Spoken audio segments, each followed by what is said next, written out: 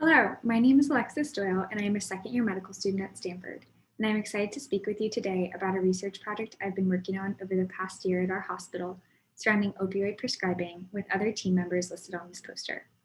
Before starting, I'd like to thank the organizers of Holman Day for the opportunity to present our work at this conference, and to Dr. Mary Hahn and Dr. Ashley Titan for both being instrumental in my own learning as a medical student throughout this research project. Additionally, I have no disclosures to report.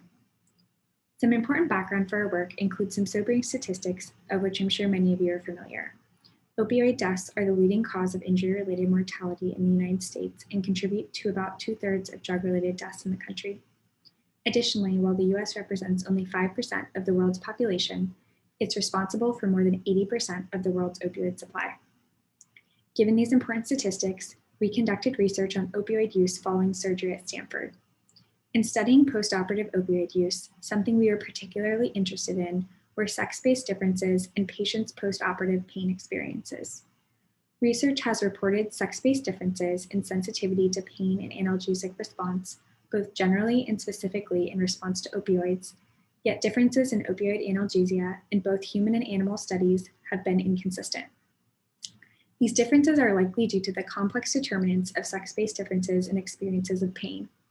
However, given the variance in documentation of these sex-based differences in response to opioids, we aim to characterize differences in self-reported experiences of post-operative opioid treatment between males and females.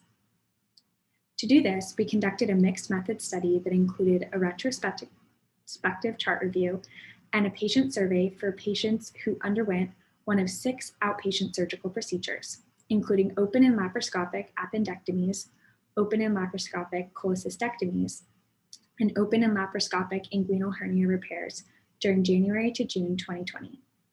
In our retrospective chart review, we collected data on post-operative opioid prescriptions.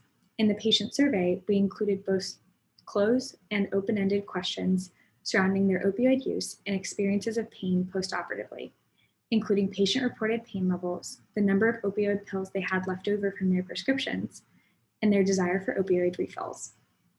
Our independent variable in all our analyses presented here was the biological sex of the patient as documented in their electronic medical record.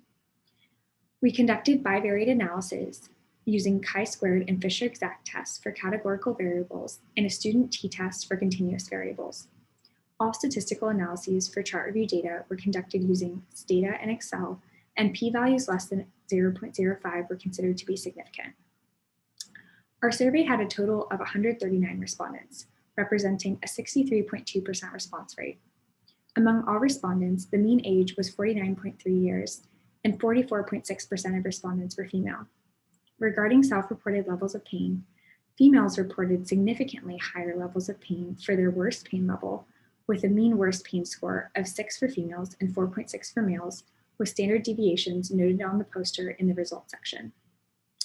Females also reported significantly higher levels of pain for their overall pain level, with a mean overall pain score of 3.9 for females versus 3.2 for males, also with the standard deviations noted on the poster in the results section. A comparison of worst and average pain levels as reported by female and male respondents is shown in the graph on the upper left corner of the results panel of the poster, as you can see here. Furthermore, between males and females, there was a significant difference in those who reported that they believed their pain was sufficiently controlled during their post-operative recovery period, with 96.1% of males versus 85.5% of female respondents reporting that their pain was sufficiently controlled. This result is shown here in the graph on the bottom portion of the results panel, along with a comparison of oral morphine equivalents prescribed to each patient, for which no significant difference was found between male and female patients. Additionally, there was no significant difference in the number of opioid pills prescribed, the number of leftover pills reported by patients, or the opioid refill desire between male and female respondents. Notably, out of the 139 survey respondents, only 3 female respondents and 2 male respondents reported desiring an opioid refill, for a total of 3.6% of total survey respondents. In conclusion, our study demonstrated that female patients reported significantly higher levels of pain overall during their recovery, but were prescribed the same amount of opioids as male patients, as measured both in the number of pills prescribed and the oral morphine equivalents prescribed.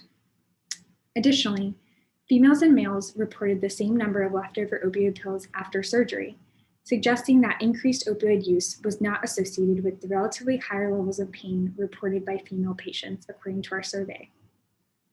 Given the multitude of biopsychosocial dynamics influencing pain, future studies surrounding sex and opioid analgesia could elucidate more precise determinants of sex-based differences that are observed. These include, but are not limited to, previous experiences of pain, mental illness, socioeconomic status, biological hormone levels, and degrees of loneliness and social isolation. Additionally, characterizing opioid medications by the type of receptor on which they act in future research is important to further elucidate the relationship between a patient's sex and the experience of pain they have when treated with opioids. Furthermore, while this study assessed pain based on biological sex, it is also important that future research investigates the impact of gender identity on pain. Beyond sex and gender, further exploration of patient-tailored post-operative pain regimens is warranted, especially in light of the risks associated with overprescribing of opioids that have been well documented in the United States. Thank you so much for listening.